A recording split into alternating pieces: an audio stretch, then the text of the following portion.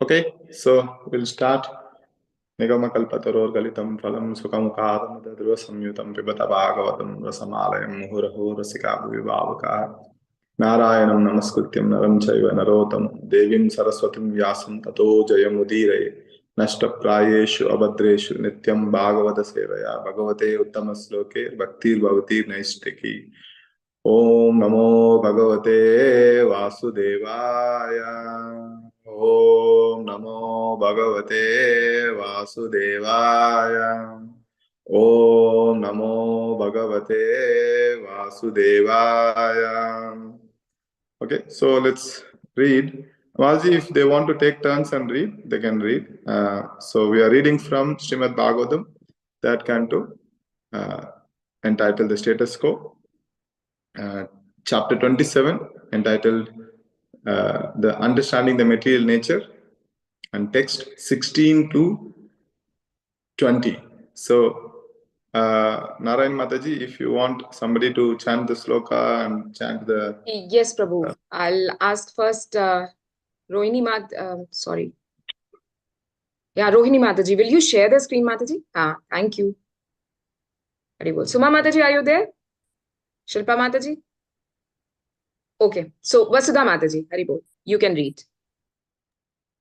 Hare Krishna Prabhuji, Dandavat Pranam Prabhuji and Mataji. Evam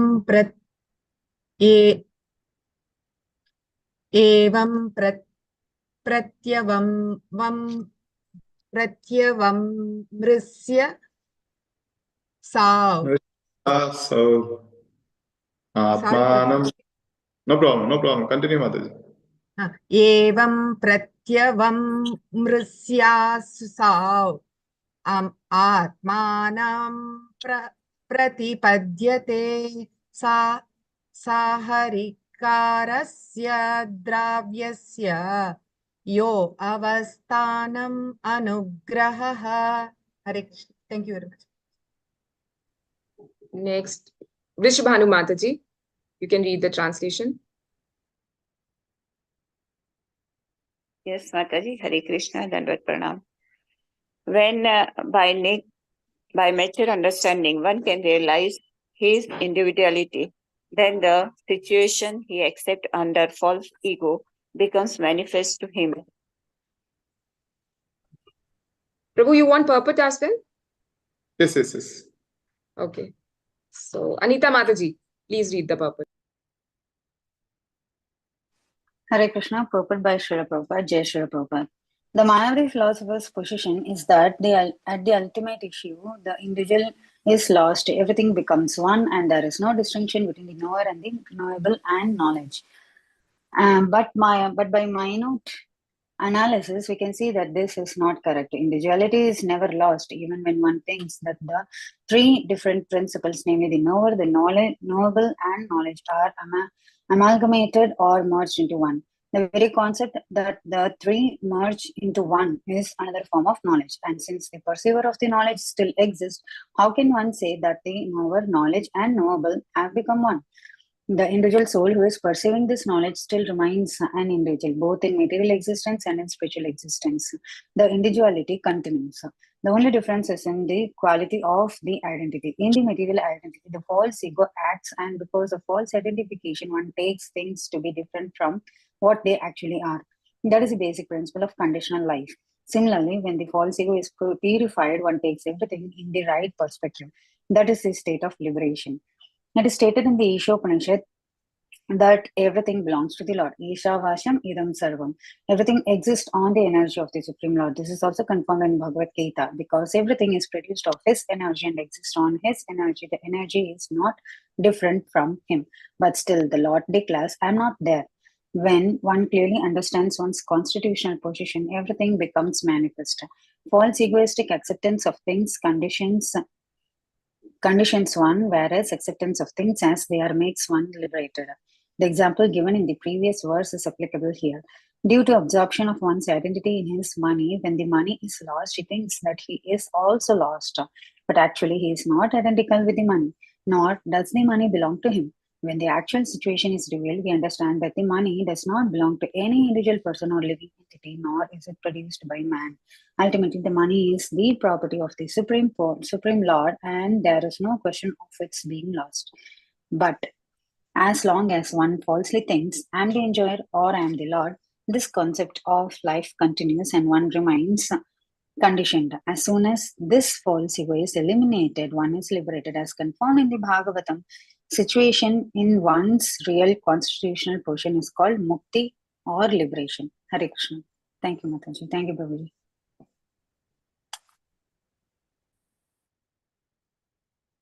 Thank you very much, Mataji. Next, little faster.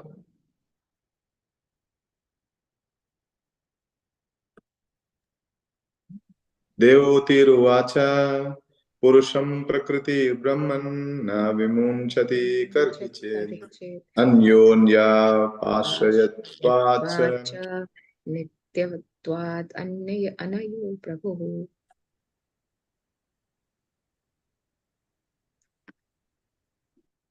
Okay, so Mataji, you were reading, but suddenly. Sorry, Prabhu. I was, yeah. Yes, Prabhu. Okay.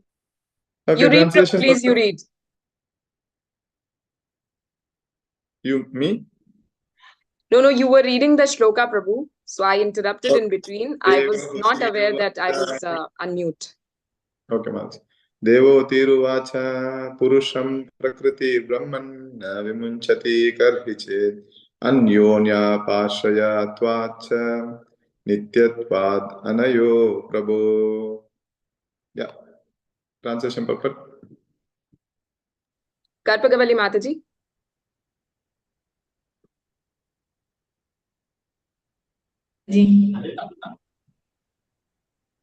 Purport, Mataji. Translation and purport both, Mataji. Thank you, Mataji. Thank you. Sri Devahudi, translation purport by Prabhupada Kiji. Sri Devahudi inquired, my dear Brahmana, does material nature ever give release to the spirit soul since one is attracted to the other eternally? How is their separation possible? Purport. Devahudi, the mother of Kapila Deva, here makes her first inquiry. Although one may understand that spirit's soul and the matter are different, their actual separation is not possible, either by philosophical speculation or by proper understanding. The spirit soul is the marginal potency of the Supreme Lord, and the matter is the external potency of the Lord. The two eternal potencies have somehow or other been combined. And since then, it is so difficult to separate one from the other.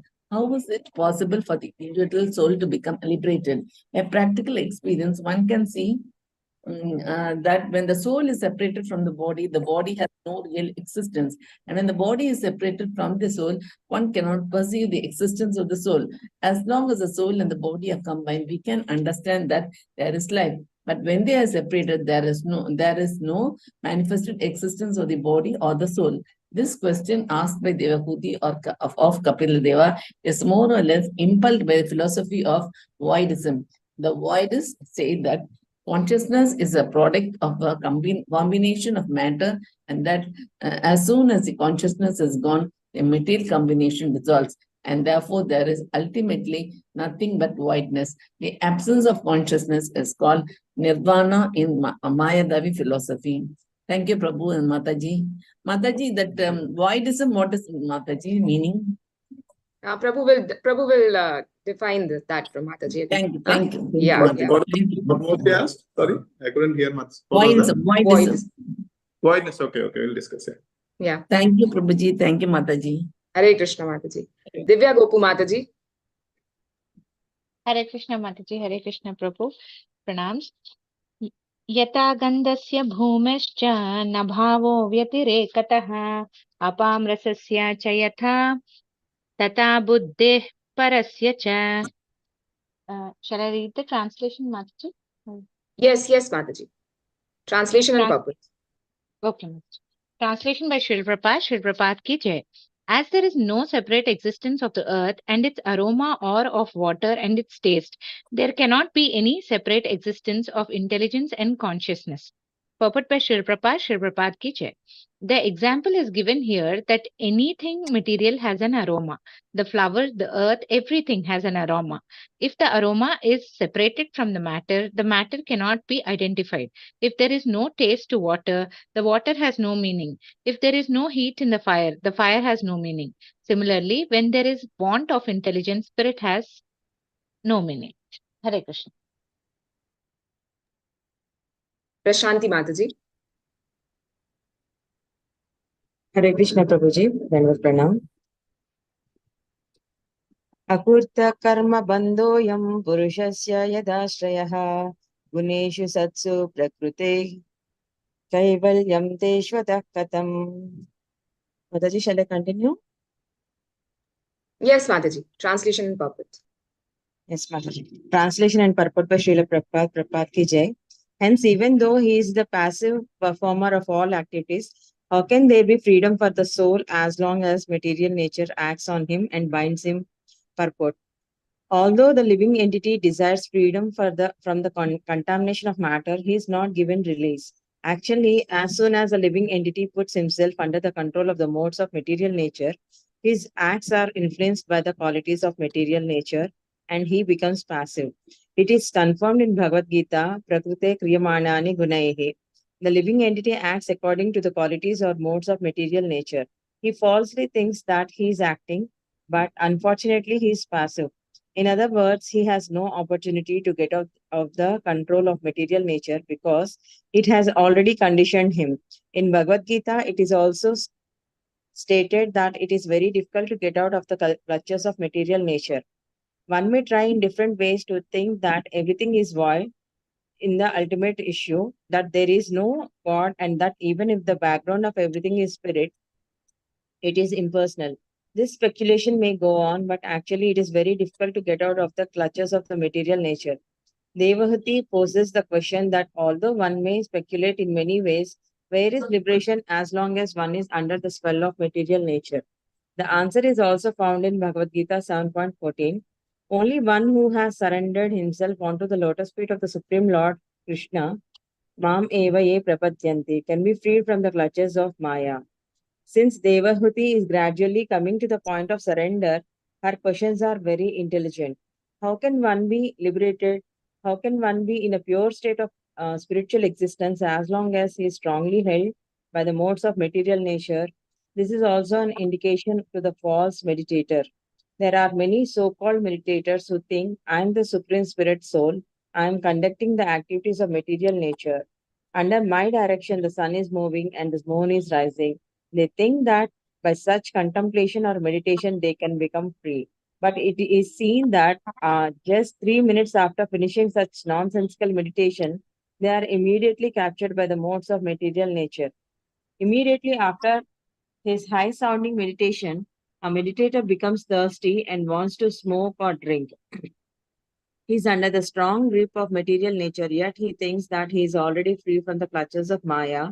This question of Devahuti is for such a person who falsely claims that he is everything, that ultimately everything is void, and that there is no sinful or pious activities.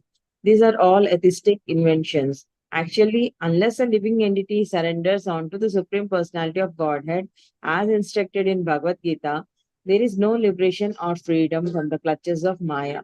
Thank you, Prabhuji. Hare Krishna. Pranams. Archana Mataji. Hare Krishna, pranams Guru. Kvachit tattva mamashena nivrittam bhayamulbhanam anivritta nimittatvat puna pratyavatishtade. Translation by Srila Prabhupada ki jai. Even if the great fear of bondage is avoided by mental speculation and inquiry into the fundamental principles, it may still appear again, since its cause has not ceased. Purport. Material bondage is caused by putting oneself under the control of matter because of the false ego of lording it over material nature.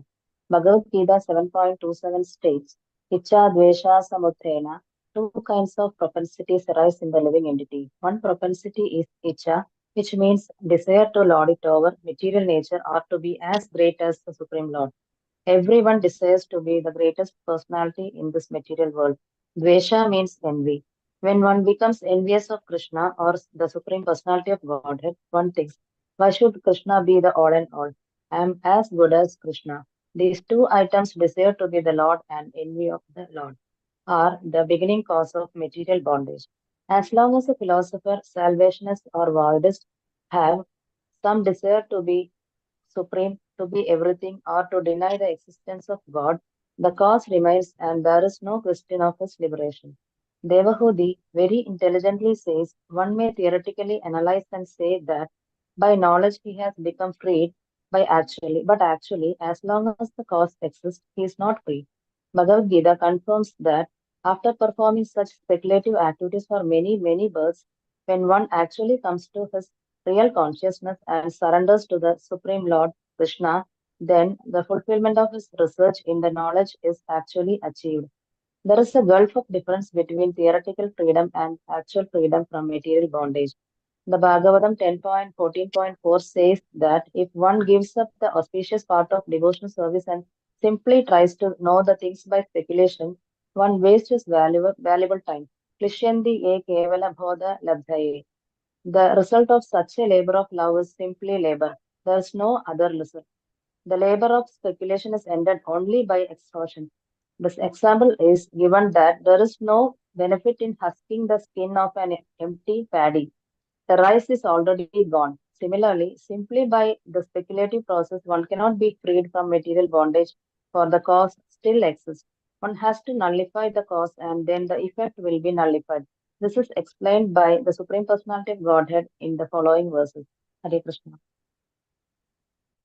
Thank you very much, Mataji.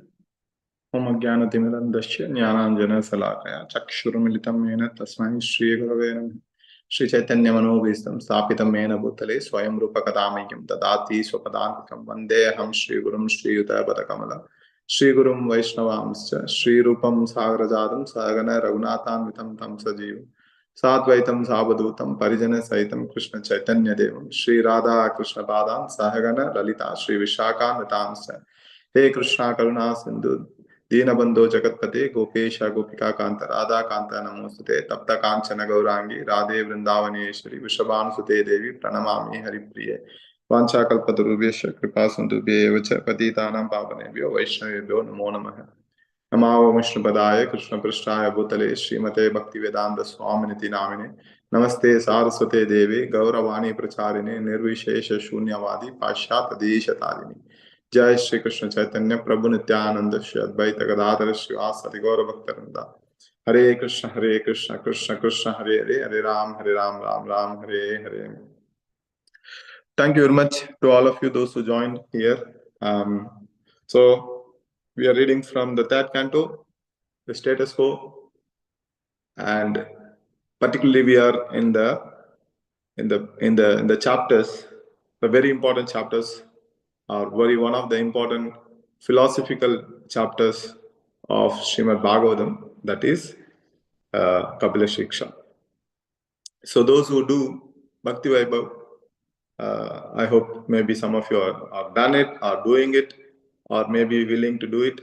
So the first three canto considered to be, the first six canto considered to be the Bhakti Vaibhava, out of which they've split into two modules, module 1 and module 2.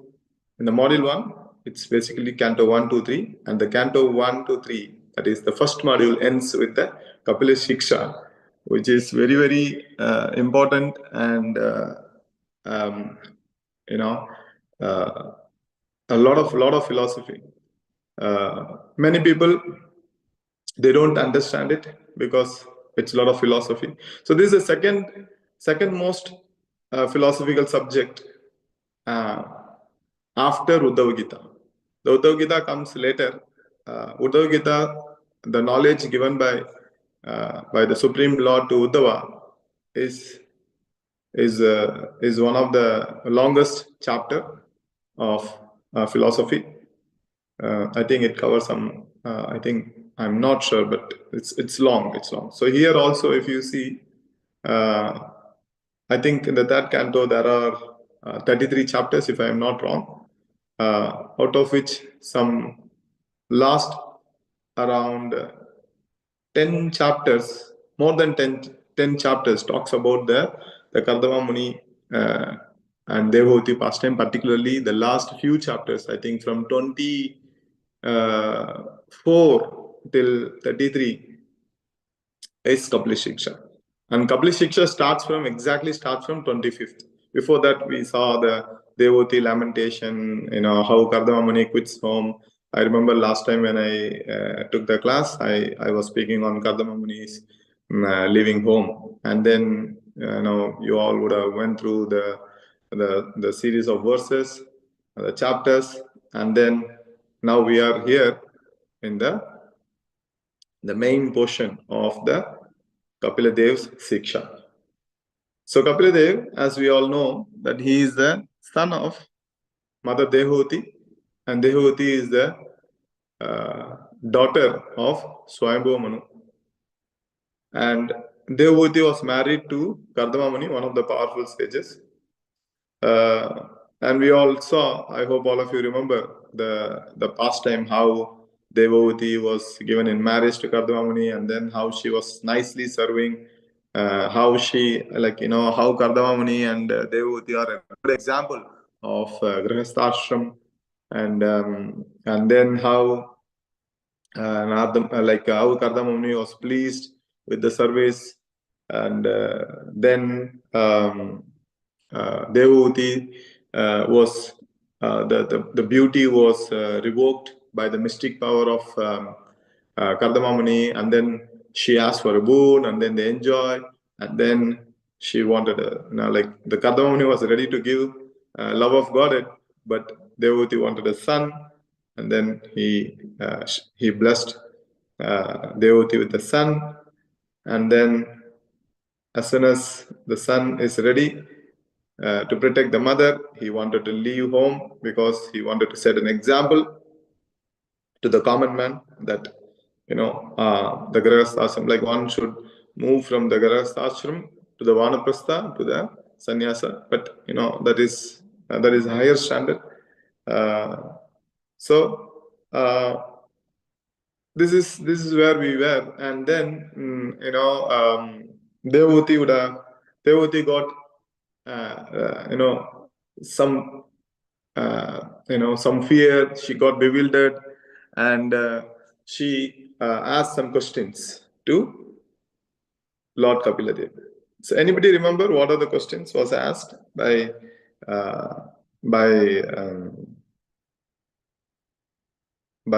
Mother Devhuti?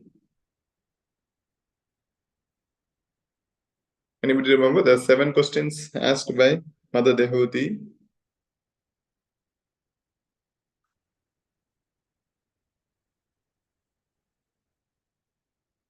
Anybody knows? Anybody remember? Prabhu, the first question she asked, Hare Krishna, the first question she asked was, what kind of devotional service is worth developing and practicing to help her and immediately attend the service of his lotus feet? Very good. Okay. Very good. That's actually not the first service. That's not the first question. That's the second question. Okay. Anybody has Hare Krishna, Prabhu. Yes. So, Mother Devhuti asked to explain the characteristics of Supreme Person and his energies. So, because they are the causes of this manifest and unmanifest creation. So, she asked to explain the characteristics. She requested to explain the process of jnana. Okay, that is where everything was explained. Okay, good, Mataji. Thank you so much. That's a question. Like she requested the Lord Kapila to explain the process of jnana in detail. Okay. Okay. Anything else? Okay. She also asked the nature of the yoga system, Prabhuji. Yeah. Very good, Mataji. So the first question she asked was, please dispel my illusion, because she was bewildered. She overwhelmed with the illusion. She was not able to take it. So when she was completely bewildered, that is the time she remembered Brahmaji instruction, because Brahma at the time of blessing, Devuti with the son. So at that time, Brahmaji told that your son Kapila will instruct you on the transcendental subjects. So Mother Devuti remembered this instruction and she was bewildered. So she approached Kapila when he was at home and he was relaxing. So Kapila was at home and he was relaxing, and Devuti approached Kapila and requested to dispel the illusion. The first thing she asked, what I should do to dispel the illusion. And the answer to that is that the Lord Kapila said, you should do Adhyatmika Yoga. Adhyatmika Yoga includes Sankhya, or otherwise it is also called as Jnana. Yoga, that is also otherwise called as Ashtanga Yoga, and then Bhakti, that means Bhakti Yoga. And then out of these three things, he said Bhakti is the topmost. And then, he spoke how the Bhakti is great and how one can develop that Bhakti. So this is what was spoken. And the second question which was asked by Devoti was how to attain Bhakti easily. What is the process to attain the Bhakti very easily? Because we in the modern world that we all want everything to be, we are in the fast food world. Everything is fast. Like we don't want to stand anywhere. We don't want queue anywhere. Everything is fast. We want to cook also fast. We want to eat fast. We do everything we want to do fast so that we can save time. So this is the fast food world. So Devoti asked how I can attain Bhakti easily. Okay. And then for that, Lord Kapila told that you should practice Bhava Bhakti. Okay. Bhava Bhakti. Bhava Bhakti means Bhakti with a lot of emotion, spontaneously. It's naturally coming out with a lot of emotions. And if that is not possible, then he recommended Vaidhi Bhakti. Vaidhi Bhakti means following the rules and regulation of the Bhakti, like hearing, chanting, all the process, the five process, the five important angas of Bhakti. What are they? As per Rupa Goswami? Shravanam and Nityam Bhagavata Sevaya, Sri Murti Aradhana, Sadhu Sangha, and Dhamvas, Mathuravas. Yeah, very good. Shravanam, Kirtanam, okay, hearing, chanting the holy names of the Lord, hearing the glories of the Lord, association of the devotees, worshipping the deity form, and then residing in a holy dham or visiting a holy dham. If that is not possible for everyone to reside in a holy dham, but at least once in a year or twice a year, one should try to go to some holy dham, get the mercy of the Lord, and come back. So these are the rules which was given to us. And if you see, exactly Prabhupada has given this in our morning program. This is exactly Prabhupada has given us. Okay, because wherever there is temple, that is considered to be Vaikuntha. Whether it is in Bangalore, whether it is in Mumbai, whether it is in Australia, whether it is in Africa, doesn't matter. If the temple is there and the Lord is residing there, that means that is a place of worship for us, and it is considered to be Vaikuntha. So that is a holy dham. And then the rest all there. We have the Mangalarti, and then we have the morning chanting, and then we have Bhagavatam class, and then association of the devotees and Prasadam. This is what exactly Prabhupada has given. Because if you see, Prabhupada was a wonderful manager. If whatever that he has done as a strategy behind it, it's not that nothing he did whimsically or just he's considered something which is good he implemented. No, whatever that he has done as a reason behind it, and there is a shastric reference for it. So Prabhupada was a wonderful manager. And Prabhupada told, most of you may be a manager at home or maybe a manager in some services. And we all struggle to become a man, in the service when we are doing as a manager. But Prabhupada told, to his disciples, if you chant Hare Krishna 16 rounds and follow 4 regulative principles strictly and eat only prasadam, management will be at your fingertips. You don't have to worry about management. Okay, very simple. What are the rules? Follow the 4 regulative principles. Okay, chant Hare Krishna, Mahamantra 16 rounds minimum, and then eat only prasadam. If you do this, management will be at your fingertips. This is what Prabhupada has told. So why we came to this? Because these are the rules we have to follow. That is called as Vaidhi Sadhana Bhakti. Like, there are rules, you follow it, and then later, as you practice this continuously, then these things will become spontaneously, or maybe you will develop, you will do it with emotion. Now you are doing it with rules and regulations, but later you will develop the taste. There are levels of bhakti, and then where you will reach the stage where you develop emotion towards these things naturally. Like, now at least we see the devotees, we pay obeisances, we say Hare Krishna, and we offer obeisances to them, but sometimes it's mechanical. But as we practice this,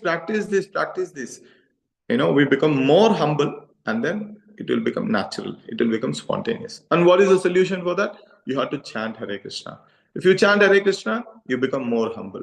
The more humble you become, you will chant more Hare Krishna. Okay, so it's like both are the process which is interlinked. You become humbler and then chant Hare Krishna, then you become more humbler. Then the more humbler you become, you chant more. So this is what one has to do. So that is what is recommended by Kapila Deva. Like, follow the Vaidhi Sadhana Bhakti, and then at one stage you will attain Bhava Bhakti. And then the next question was asked by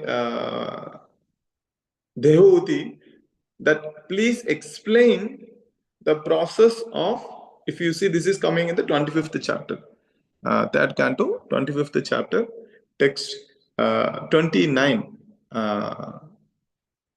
Who was that? Devahuti is requesting Kapila Dev to explain the process of jnana and the yoga, that is Ashtanga Yoga. Jnana means Sankhya, and yoga means Ashtanga Yoga. So already the Kapila Dev has explained about Bhakti. He told Bhakti is the topmost. And then he mentioned that there are Bhakti like Bhava Bhakti or Vaidhi Sadhana Bhakti. So you can practice anything. If you can practice Bhava Bhakti, that's great. If you cannot, but then you practice Vaidhi Sadhana Bhakti. So already these are all done. And now why Devahuti wanted to know about the yoga and the Sankhya or the Jnana? Any idea?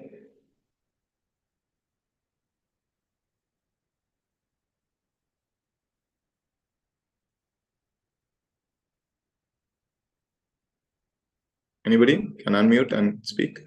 Hare Krishna Prabhu, I'll just try. And so maybe she's asking because the spirit soul is entangled in this material nature. So how it is possible for this spirit soul to get liberated from this material nature? So that's my guess, Prabhu. Good try. Thank you very much.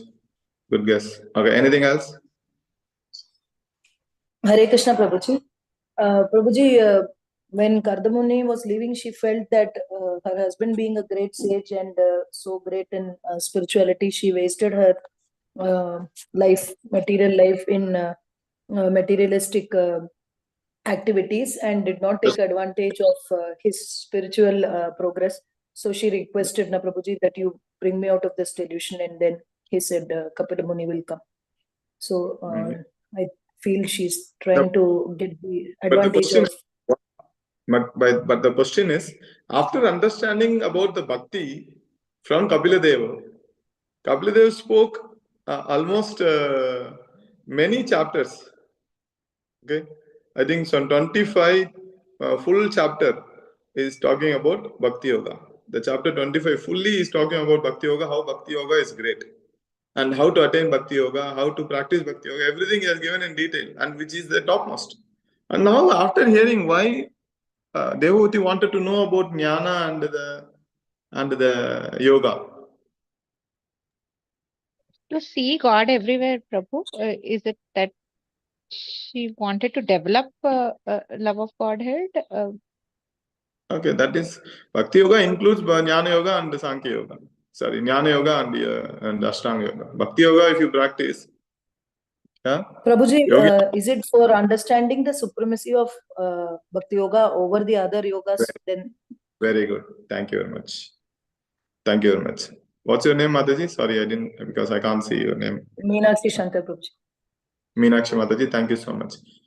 This Devavati wanted to know about Jnana and the Ashtanga, particularly so that she can appreciate the superiority of the Bhakti Yoga.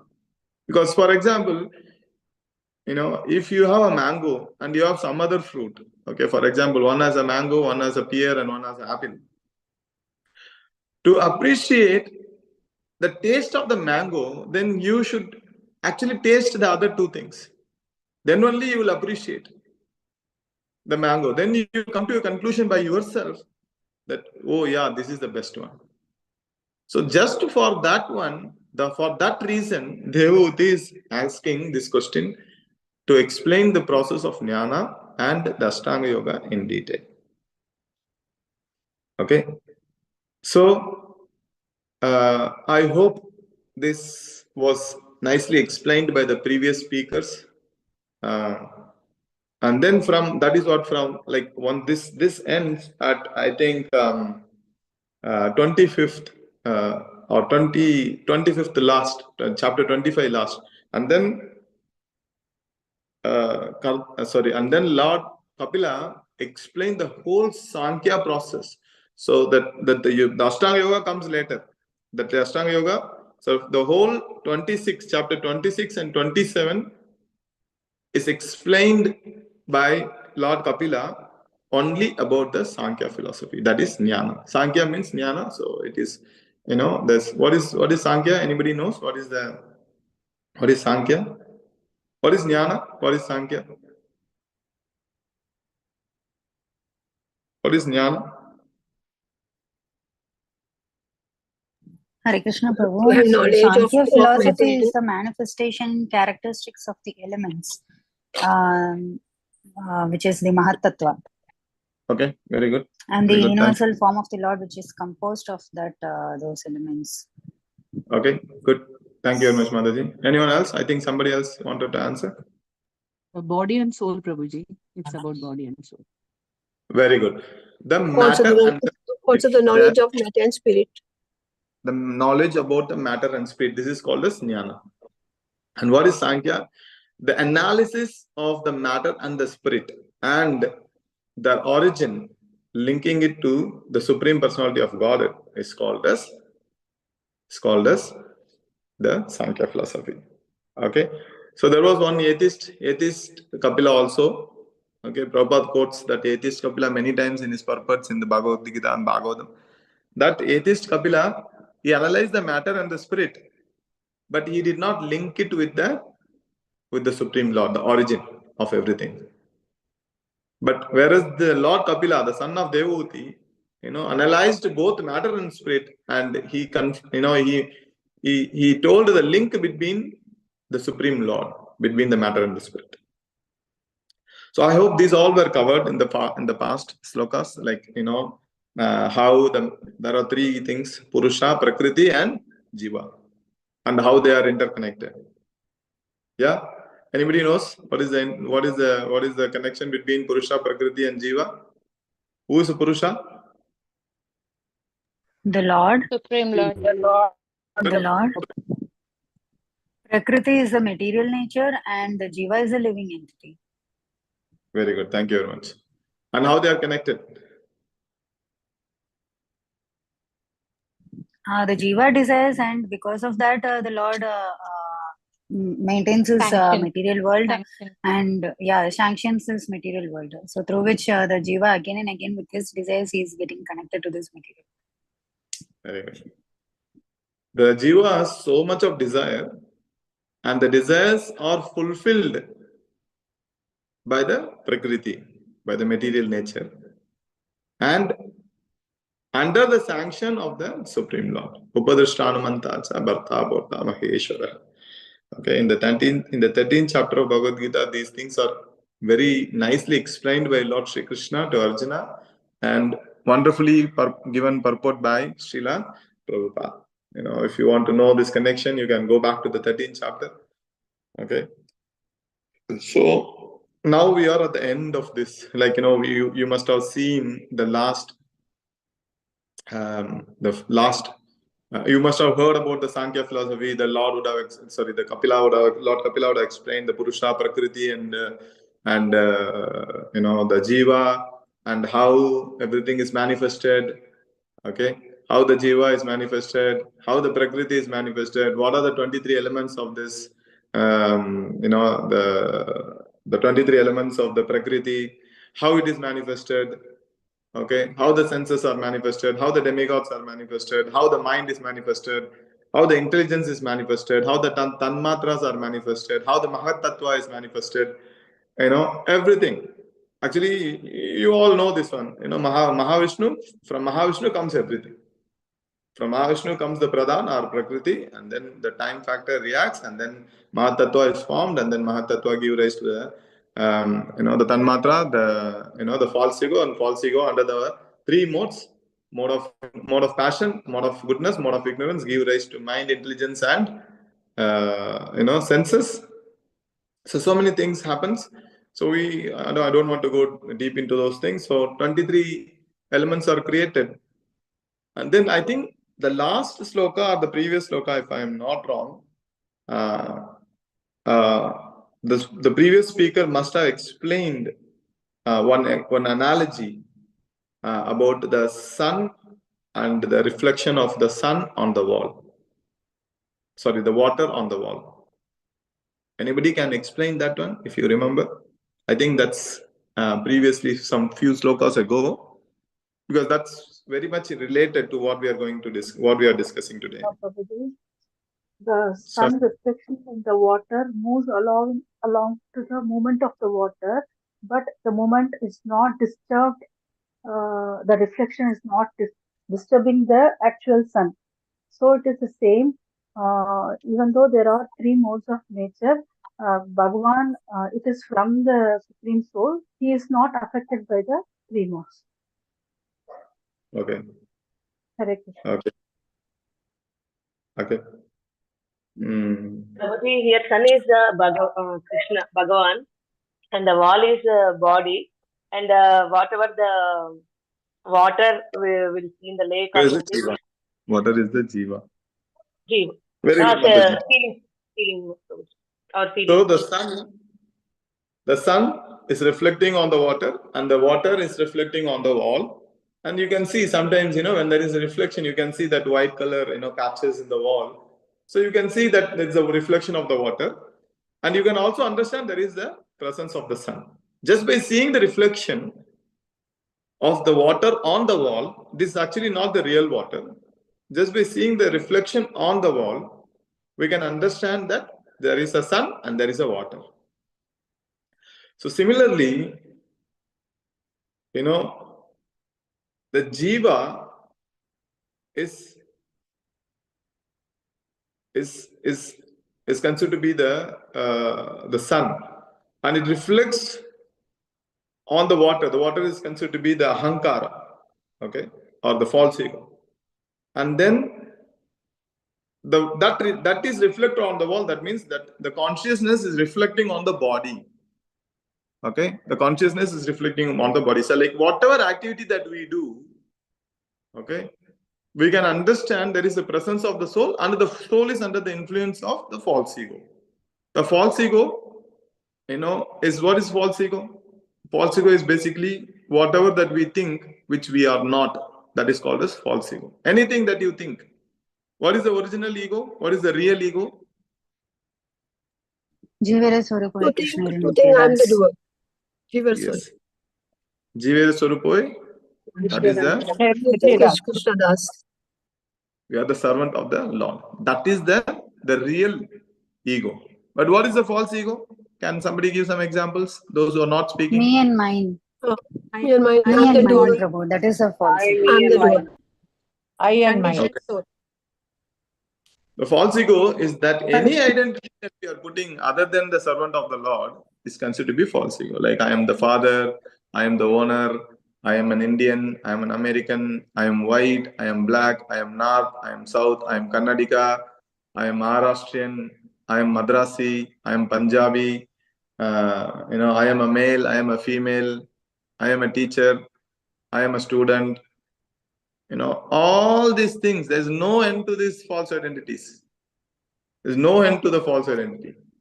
So this is called as the covering of the soul. That is the false ego. The soul is covered by the false ego, and then it reflects on the body. This is the material body. The false ego is subtle, and the material body is gross. Okay, so for example, this is the soul, and the soul is covered by the false ego, and then it is covered by the body. And the false ego is subtle. You can't see the false ego, but the gross body, the body is gross, and it is visible to our eyes. So one should break or come out of both the things. One should come out of false ego and give up this material body so that one can be reinstated in his original position of becoming Krishna's servant, the servant of the Supreme Lord. This is what is called as, the whole process of Sankhya. The whole process of understanding Sankhya is that to understand how this conditioned soul is entangled in this material body by the false ego, and he performs various activities, samskaras, using the material body, and then it is suffering eternally, perpetually in this material world. But one comes out of this, then that is called as, liberation. Okay, so this is the whole purpose of Sankhya Yoga. So what happened? We are now like at the end of that one. That is going to, that Devhuti has put forward this question today. What was the question asked by Devhuti? Let me open my Bhagavatam. There are two questions, like text 17 and 19. Sorry, text 17 to I think 18 or 19. Yeah. So Devhuti inquired, "My dear Brahmana, does material nature give ever release to the spirit? Since one is attracted to other eternally, how is their separation possible?" Yeah. So this is very nice question. If you see, Prakriti, Purusha, and Jiva, they all are eternal. They all are eternal. Prakriti is manifested sometimes and unmanifested. When it manifested, it comes to our eyes visible, and then it unmanifested, it is not visible. But it is eternally there. And the conditioned living soul, we are the past and parcels of the Supreme Lord. We are also eternally living. Okay. Similarly, the Purusha is also eternal. Satchidananda Vigraha. So we are also Satchidananda Vigraha. Okay. The conditioned souls are also Satchidananda Vigraha. But because of the false ego, we are not able to manifest the qualities of Satchidananda Vigraha. So the one good example, the analogy given is the ring. Like for example, I have a gold ring. Okay, I have a gold ring. If it falls inside a gutter, in a sewage, inside a sewage, what I will do? What I will do? To look for it. To look for it. But it is contaminated, no? It fell inside the sewage. Why I should look for it? It will remain there then. Sorry? Because it is precious to you, maybe? Because it is precious to you? Yes, it's precious, it's valuable. Even though Valuable. it falls inside the gutter, even though it falls inside the gutter, it is not contaminated. It is precious. It is precious. So what we'll do, we'll look for it, we search for it, we take it, even we are at the risk of putting our own hands inside the gutter, and we take it out. And then we wash it nicely. And then when we wash it, immediately it comes back to its original value. There is no loss. But if something else falls inside the gutter, we don't care. For example, if a foodstuff falls inside a gutter, we don't worry. Because it's contaminated, we can't take and use it. If a kerchief falls inside it, it's invaluable, it's not very expensive. We let it go. Okay, it's contaminated, we don't want it. We'll let it go. But if a gold ring or a gold bangle falls inside a gutter, we take the risk to take it out and wash it so that it still remains, it maintains the quality. It has the same value as before. Similarly, this body is like a gutter. The soul has fell inside the body and it's suffering. Like when the gold ring fell inside this one, it cannot exhibit its value. Only when it is retrieved and washed, it exhibits the value. Similarly, the soul, which originally has the Satchidananda quality, fell inside the gutter of this material ocean, and it is suffering. It is not able to exhibit the Satchidananda qualities, which is originally with the Lord.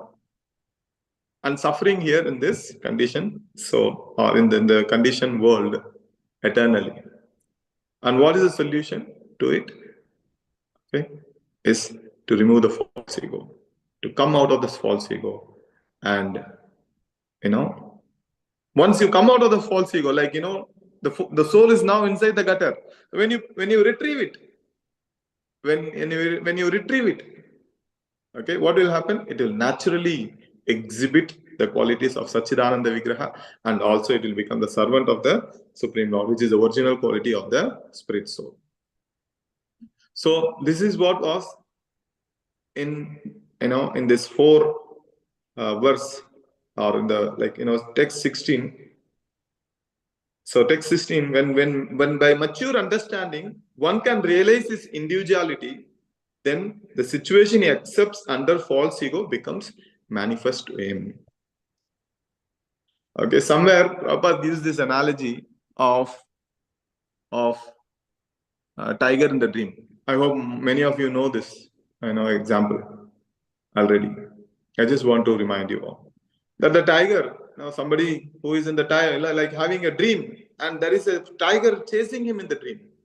And he was running into the city, in the Bangalore city. He was running everywhere, but the tiger is not allowing him, chasing him. He got into the metro. Again, the train, the tiger also jumped inside the metro. You can say, hey, no, you don't have a ticket, you can't enter the metro. No, you can't say this. The tiger also entered, and you jumped out of the metro. The tiger also jumped out, chasing, and this person who is perspiring, suffering in the dream, and he's saying, tiger, what is the real help one can do? Okay, somebody is suffering and somebody is getting chased. For example, Narayani Mataji is suffering in the dream, and you are standing next to her and seeing her. Okay, thinking she's suffering. Come out of the dream, Prabhu. You have to What wake. is that? Wake and say it is only dream. Come out of the dream. You have to wake the person. Wake her up. Yeah. Wake her up. Instead, somebody thinks, okay, let me go and help her in the dream. Go next to her and sleep next to her. Okay, let me go to sleep and enter in her dream, and then I will go with a stick to chase this tiger. No, Will that Prabhu. work? No, No Prabhu. point, Simple Prabhu. solution is to wake her up. So similarly, this Sankhya and this Jnana Ashtanga Yoga process, or going into the dream and trying to help that person. But Bhakti Yoga is like wake them up. Like somebody who's suffering in the dream, you just wake them up. That is called as Bhakti Yoga. But the other process are like, this Mayavadi philosophy, this Sunyavad, this Nirvana. Nirvana means, Mataji, somebody asked this question in the beginning that what is Nirvana, or what is that voidness? Voidness means nothing. They think everything ends at the end of the death. This is Buddhism basically. Nirvana means voidness. And this is one of the Mayavadi philosophy. Buddhism is basically the philosophy of Nirvana. That's why Nirvishesha Shunyavadi. Shunyavadi means, they consider every. Prabhupada has, we chant, no, Prabhupada Pranamanta, Nirvishesha Shunyavadi. Shunyavadi means voidness. They consider everything to be nothing. When the death happens, everything is finished. This is what their philosophy. But we know there is a life after death. Prabhupada gives us so many wonderful books. The life after death, beyond birth and death, coming back. These are the Prabhupada books, particularly talking about how a soul, is reincarnating. So the best way to help someone who is suffering is to wake them up in the dream. So similarly, the conditioned soul are suffering in this material body, and it is like a dream, and it is a dream-like situation. The only thing we have to do is to wake them up. Okay, so this is what was the text 16. When by mature understanding one can realize this individuality. What is individuality? We already discussed Sachidananda Vigraha. We discussed about the gold and how the gold is retrieved. All these things. Then the situation he accepts under false ego becomes manifest in him. That whatever the samskara that we do becomes manifest to him. But to get there, Prabhupada says, Krishna says in Bhagavad Gita, Bhagunam Janmanam Ante Jnanavan Mam Prapadyate. It may take many lifetimes. Some may get it in one life, some may get it in many lives, but it is all depends on how intensely you are practicing bhakti. For example, another analogy, like for example, you have a light, and the light is not very powerful. The intensity is very less. So when you switch on the light can only illuminate one portion of the room, like one small portion of the room. Okay. And then if you want to do something, you want to read or study or do anything, you have to go to near that light and, use that illumination, the illuminated area. But when the light intensity is very high, it illuminates the whole room. You don't have to go to any particular place. Similarly, the intense that you practice, it illuminates your consciousness and you get knowledge, and by which you can go back to Godhead. Okay. And the text, I'm just sorry. The text 17, material nature ever released to the spirit soul. We already discussed this. How it is separation, how is there separation possible? And Devati put forward this question: as there is no separate existence of earth and its aroma of water, and its taste, there cannot be any separate existence of intelligence and consciousness. What is the presence? What is the symptom of the intelligence? Is consciousness. If the spirit soul is not there, there is no intelligence. A dead body will not have any intelligence. The dead body will not have intelligence, because these are subtle matter, subtle things. So like how when there is no smell in the flower is just a matter. Okay, the smell is subtle. Okay, if there is no smell, then the flower cannot be accepted as a flower. Okay, and then if there is no water, there is no taste in the water, the taste cannot be, the water cannot be accepted as water. Similarly, if there is no consciousness, if there is no intelligence, if there is no consciousness, then there is no possibility of intelligence. Okay, so these are the questions which were put forward by Devati. So maybe the next speaker, whoever comes, the Lord is going to have answered this in the next few slokas. And from text 28, from chapter 28, it will be Ashtanga Yoga. Ashtanga Yoga means jnana, yama, niyama, dharana, this 8 process. So that how one can meditate upon the Supreme Lord. That will be explained in the 28th chapter, which I hope that the speakers will come and cover it nicely. So this is the sum and bonum of today's verse. So I'll stop here. Anybody has any questions? Please ask. Hare There are so many Krishna, because that I wanted to cover, but Hare Krishna. Yes, Subbarao Prabhu. Prabhuji, you said consciousness is the quality of intelligence. Consciousness is the expression of intelligence. no, if there is no consciousness, there won't be any intelligence. Consciousness is actually from soul, whereas intelligence is at a lower level. Yeah, correct. So that's why the lower level cannot be independent without the soul.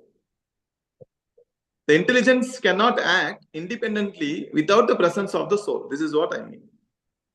The presence of the soul is higher. So something is higher has to be present for the lower things to act. So if there is no intelligence, if there is no consciousness, then there is no intelligence.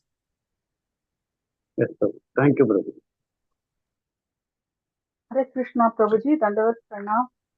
Maybe my question is very silly, but it's very much always in my mind to ask this. As we are talking about the Sankhya Yoga, the material world and the Supreme Soul connectivity is the Sankhya Yoga.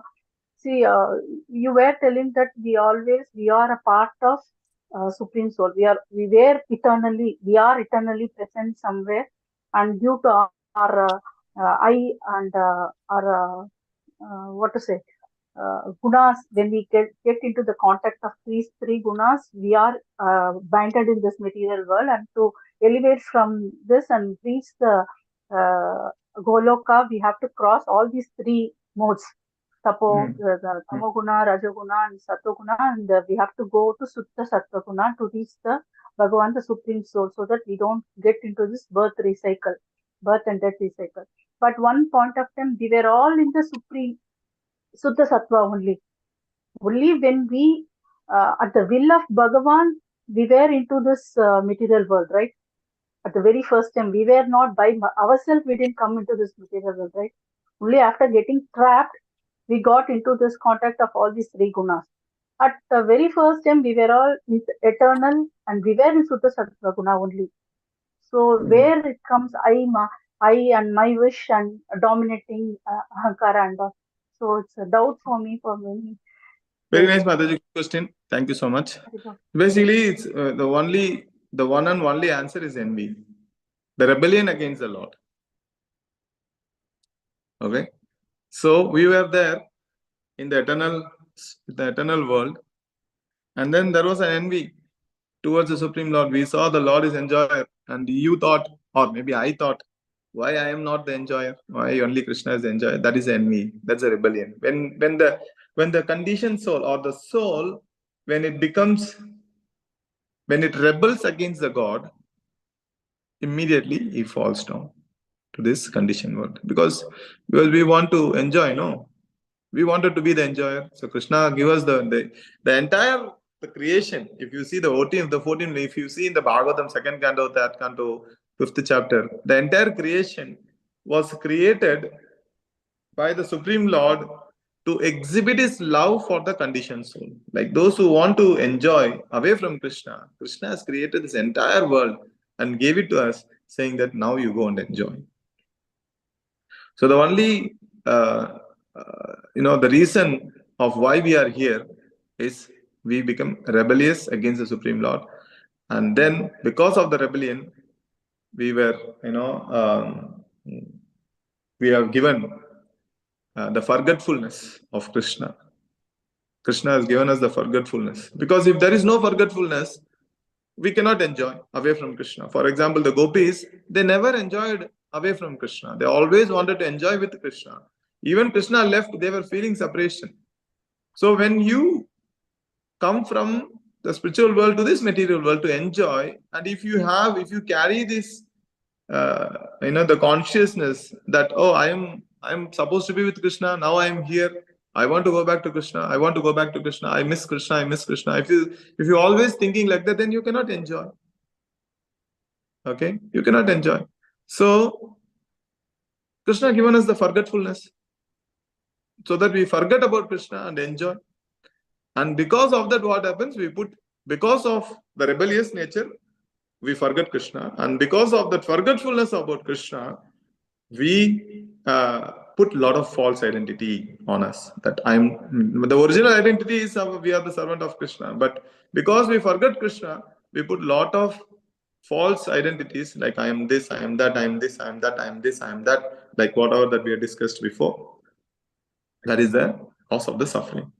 So the only solution is practice Bhakti Yoga and reinstate the original position of becoming a servant of the Supreme Lord, so that we can all go back home to God. And yet Gatva Nanivartante. Krishna says, those who return to my world never takes birth again.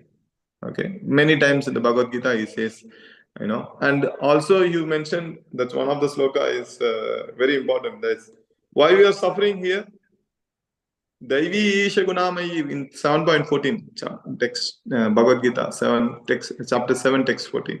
Daivi Isha Gunamayi Mama Maya Duratyaya Maya Metam Mamevaye Prapadyanti Maya Metam Tarantite. So now we are struggling. We are actually part of Krishna, but we are suffering here in this material world. Now if you want to go back home, what we have to do? We have to cross over this Maya. And to cross over this Maya, it's not easy, because that's Maya is Krishna's energy. Krishna says, Daivisham Mamamayi. Okay? Mama Maya Duratyaya. Krishna says, Mama Maya Duratyaya. It's very rare, very difficult to cross over it, because that Maya is my energy. Okay? And then what is the solution? Mameva ye prapadyante. Krishna says, surrender unto me. Surrender unto me.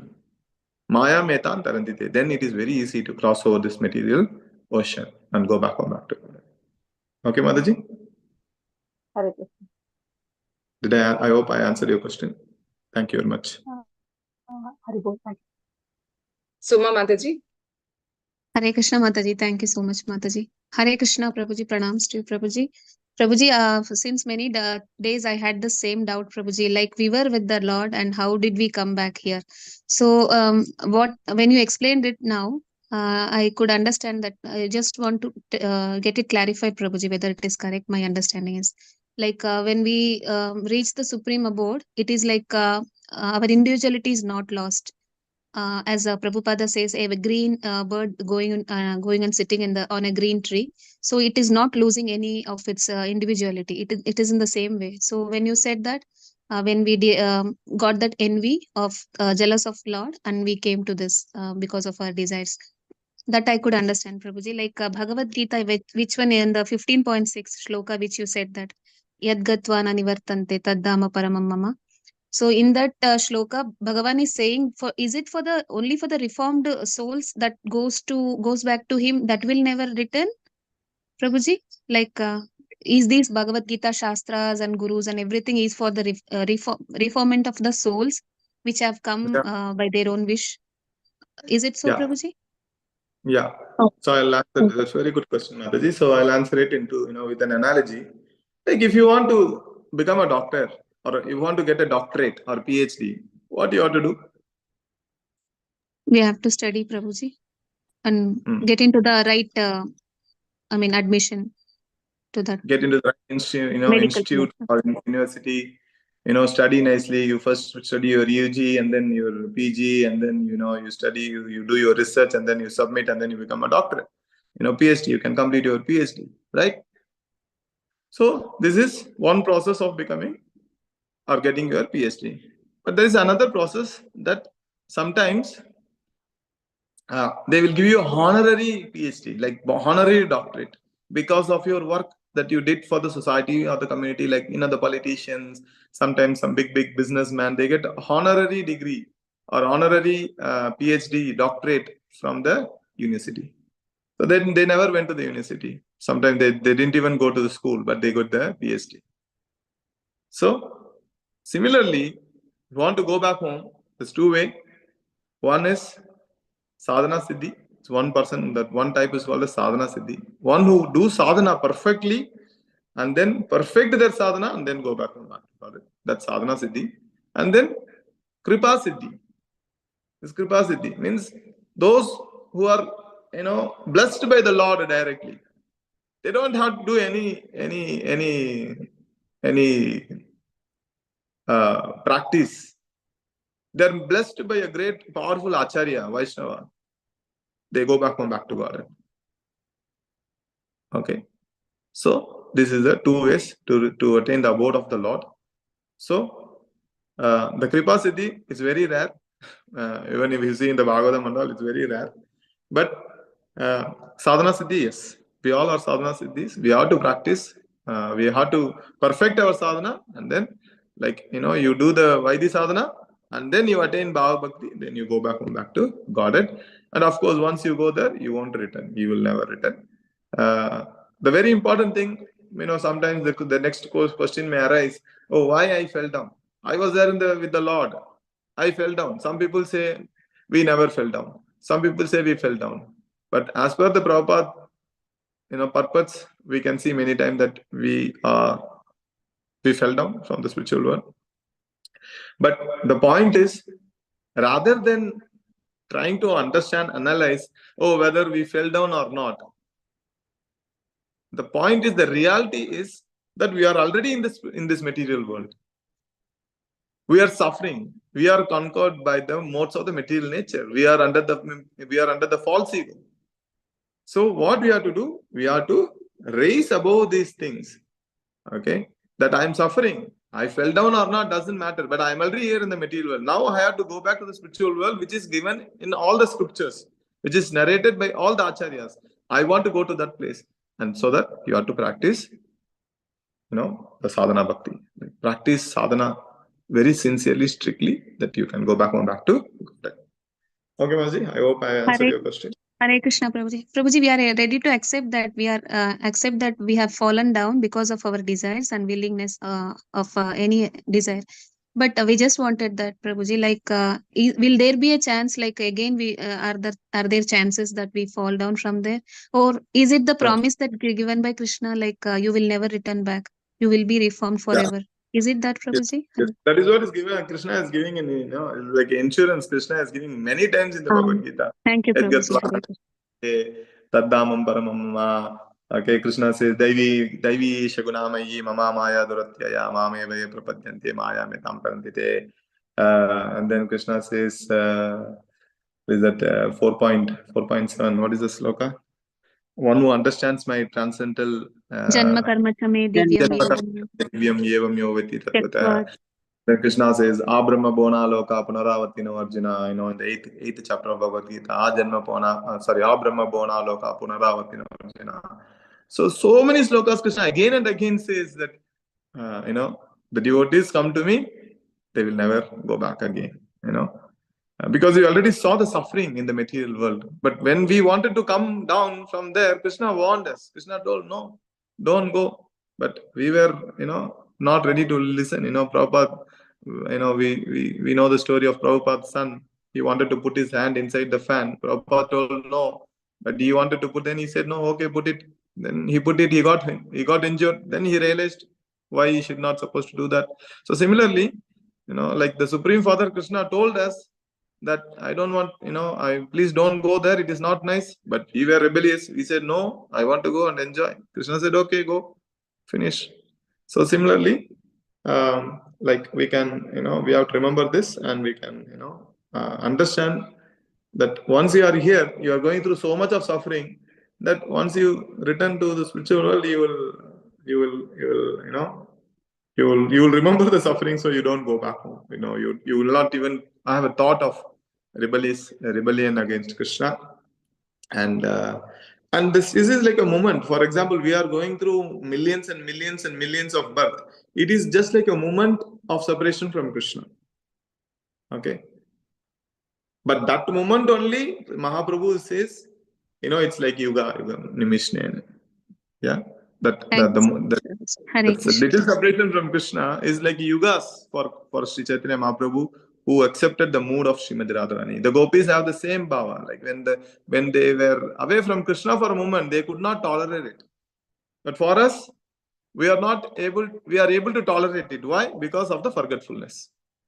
We are actually separated from Krishna, and it is like a moment only. We are here, millions and millions of lives, but it is just like a moment for us. But we are happy. We are thinking, oh, this is nice. I have a nice house, nice car, nice family, nice son, nice wife. This is false. Okay. Thank you, Prabhuji. Pranams to you, Prabhuji. Hare Krishna. Very nice class. Hare Krishna, Prabhuji. Hare Krishna, Mataji. I'm actually new to the group, so my question may sound silly, but then please answer. And there is no silly questions in Krishna consciousness, because the doubts are like the demons and it has to be killed. Krishna says this to Arjuna in the Bhagavad Gita. The doubts are like a demons. We have to kill it immediately. So there is no silly question in Krishna consciousness. When I came to Krishna consciousness, I asked maybe 500 to 600 questions. Now also I ask when I sit in Bhagavatam class to any speaker. There is no silly question you can ask. So, Prabhuji, I just want to ask, like we have been hearing that Sanatan Dharam is like from when this universe had started with. So as in education system also, everything has been updated. Like before, the doctor's education was different. Now it is different. It has been updating every year. So is it in this spiritual world also that we have been hearing Sanatan Dharam, and then now after, like for example, 200 years ago, the gurus have taken place. Now people say that you should not die without guru, like nigur, you should not die like that. So is it, I mean, true? Like what should we consider? We should consider Krishna only, or as a guru and everything, or we should do guru also? Because I did it personally before 10-11 years ago. I was not aware of anything spiritually, so I just was following Guru Granth Sahib. So I took the naam and everything, and then I was like chanting that mantra. But then over the years, my questions started increasing, and then I came to know that I'm a Hindu. I should read these scriptures that has been given to us. So I'm now coming to know that there is so much, that this life is small, but then we have to get a lot of knowledge. So just I want to clear, if I'm chanting Krishna mantra, I'm not I'm not doing Sola Mala every day, but then whatever I'm chanting, I'm trying. So is it a disrespect to my guru if I'm not chanting his name, or what exactly I should do? Okay, it's a nice question. First of all, welcome to our group, Mataji. Thank you very much for joining this group. I hope the team there is doing a great job reaching out and bringing all the conditioned soul possibly to Krishna consciousness. Welcome to the group. I hope you will attain eternal peace and happiness here in this group, in the association of the Sangha, of the devotees. Okay, so to answer your question, first of all, I don't know what was the sampradaya that you accepted. Okay, first of all, the Harinam is so powerful. Okay, Hare Nama Eva Kevalam Kalau Nasteva Gadiran. Okay, this is the verse. This is the verse from many Puranas. Okay, so the existence of Guru was there always. It's not that, as you mentioned, 200 years ago only the Guru was introduced. Krishna, when he went to school, he went to Gurukul. He is, although the Supreme Lord, having all the knowledge, okay, he went to a Guru. Do you know who is Guru of Krishna? No, Prabhuji. Sorry? Sandipani. Sandipani. Went to the Sandipani school, Gurukul. Okay? Krishna, Balaram. Like Krishna shaved his head, put shika. He stayed in the house of, in the Gurukul. Like, in the ancient system, it was not like that we will go and come back. So Krishna stayed in the Gurukul, in the ashram of Sandipani Muni, and he was doing all the small the worships or the service, the menial service to his guru. Okay, so why Krishna wanted to establish that without guru you cannot go back to Godhead. Okay, what is that sloka 4.34? I forgot. No, this is always a problem for me. 4.34. Krishna says in Bhagavad Gita. Tadvidi pranipatena pariprashnena sevaya upadekshante gnanam gnaninas tattvadarshana. Very good. Tadvidi pranipatena pariprashnena sevaya upadekshanti te jnanam jnaninas tattvadarshana. Please approach a bona fide person. Okay, a bona fide person, a bona fide guru, and accept his shelter, serve him nicely, and inquire submissively, not in a challenging way, so that the realized soul can impart the knowledge unto you. This is Krishna's words. Okay, we should accept a guru. 5,000 years ago, when Parikshit Maharaj was in problem, he don't know what to do, he accepted a guru. Sukadeva Goswami, who came and spoke the entire Bhagavatam and helped him to go through the whole situation, which is considered very distressful, but he managed to change that one and make everyone Krishna consciousness at that spot. Brahmaji accepted the knowledge from Krishna, and Krishna is the guru of Brahma. Narada Muni, considered to be the great personality of this entire creation, accepted Brahmaji as his guru. He got the knowledge from Brahma. So like this, Vyasa, considered to be a very great scholar, incarnation of the Supreme Lord, a literally incarnation of the Supreme Lord. Literary means one who composes the scripture. Before there was no form in book, but Vedavyas saw that when the people of Kali Yuga, they are Mandabuddhi, they are Alpaisu. So he made this, in a literary form. So Vedavyas accepted Narada as his guru. So if you see, this knowledge comes through this guru and disciple or guru sishya parampara. There is a sloka, Raja Vidya Raja Hukim Pavitram Idamuttamam Pratyakshavagamam Dharmyam Susukam Kartam Avyayam. So no, that is not this sloka. 4.2. Can somebody remind what is 4.2? Bhagavad Gita 4.2. Evam parampara. So Krishna says, Evam parampara praptam. This sloka, Krishna says to Arjuna that the knowledge comes through the disciplic succession, my dear Arjuna. Okay, so one should accept a guru to get the mercy, to understand the scripture, to read the scripture. One should accept a guru, by which what happens? You are empowered. You are connected to a sampradaya. You are connected to a sampradaya. Okay, just to give you one example, one pastime. I don't know if you know this Varadaraja Perumal in Kanchipuram. Varadaraja Perumal in the Kanchipuram, he was there for ages. Some 1,000 years ago, he was manifesting personally, and he used to have a direct chat with Tirukkachi Nambigal. Tirukkachi Nambigal is his very dear disciple or devotee of Varadaraja Perumal. So when they were having a discussion, that because this Tirukkachi Nambigal completely devoted himself to serve the Varadaraja Perumal. Every day his service is all avatam, fanning the Lord, making garland, fanning the Lord, making garland, fanning the Lord. This is the only activity. So that the Lord was so pleased with Tirukkachi Nambigal. He used to speak directly with him. He will manifest in front of him. They both speak like friends talk. But at one point, Tirukkachi Nambigal asked the question, "Oh, my dear Lord, when I will go back home, back to Godhead?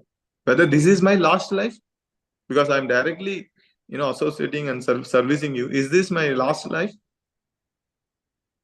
The Lord said, "No. You will take the number of lives which is present in the tree." He saw, the number of leaves present in the tree. There was a tree, and he told there's so many trees. So many leaves in one tree. And he said, you have to go through this many number of lives. And it was shocking for, Tirukachinambigal. Tirukachinambigal said, my dear Lord, what is this? I am serving you every day. I am associating with you directly every day. Why I have to go through so many lives? Why cannot I go back home by the end of this life? This is what I want. And the Lord said, it's a very famous dialogue. Ni pesinai naan visinen. It is a Tamil sloka, in the Pasuram. If you see, ni pesinai, ni visinai naan pesinen. That means the Lord is replying that you fanned me, I spoke to you. That's it. Finish. Why you are expecting liberation? Why you want to go back to God? So, just to give an example, then the Lord told, if you don't serve Vaishnavas, you cannot go back to God. And then immediately the same moment, Tirukachinambigal kept the fan at the feet of Varadaraj Perumal and he went to Tirukkosti. He accepted the shelter of Tirukostinambigal. He served Tirukostinambigal so nicely. And then after a long time, he came back to Kanjipuram. And then Varadaraj Perumal told him, now you are qualified to go back on that. So this is the essence of what you have asked. So now you decide, Mataji. Okay?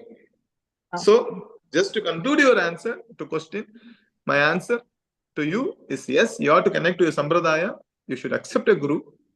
I don't know who you have accepted as your guru, but make sure if they are, the Sampradaya is bona fide. There are 4 Sampradayas: Sri Sampradaya, Gaudiya Sampradaya, Nimbarka Sampradaya, and Rudra Sampradaya.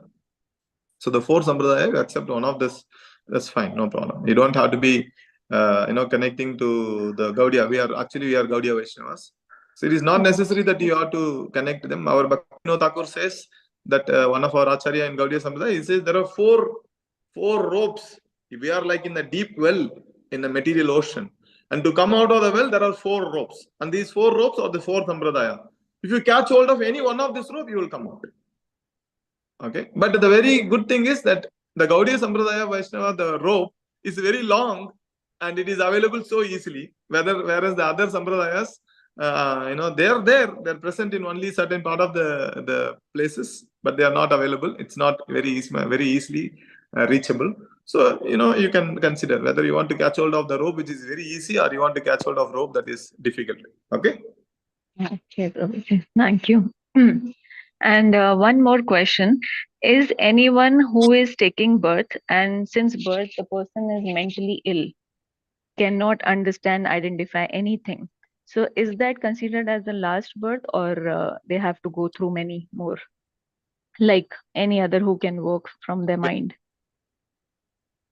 Okay, somebody is very rich. Somebody is very poor. Somebody is very beautiful. Somebody is very ugly. Somebody is very intelligent. Somebody doesn't have intelligence.